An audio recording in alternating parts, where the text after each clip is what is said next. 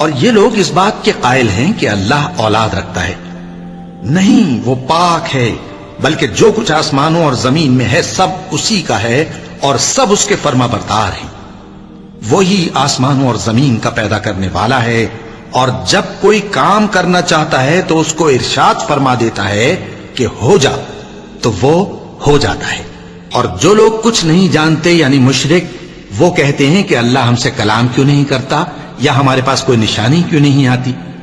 اسی طرح جو لوگ ان سے پہلے تھے وہ بھی انہی کسی باتیں کیا کرتے تھے. ان لوگوں کے دل آپس میں ملتے جلتے ہیں. جو لوگ صاحب یقین ہیں ان کے سمجھانے کے لیے ہم نے نشانیاں بیان کر دی ہیں.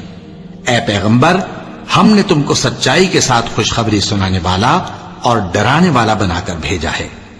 اور اہل دوزخ کے بارے میں تم سے کچھ پرسش نہیں ہوگی، اور تم سے نہ تو یہودی کبھی خوش ہوں گے اور نہ عیسائی، یہاں تک کہ ان کے مذہب کی پیروی اختیار کر لو.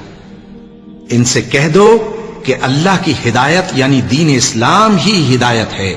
اور اے پیغمبر، اگر تم اپنے پاس علم یعنی وحی الہی کے آ جانے پر بھی ان کی خواہشوں پر چلو گے تو تم کو اللہ کی پکڑ سے بچانے والا نہ کوئی دوست ہوگا نہ کوئی مددگار.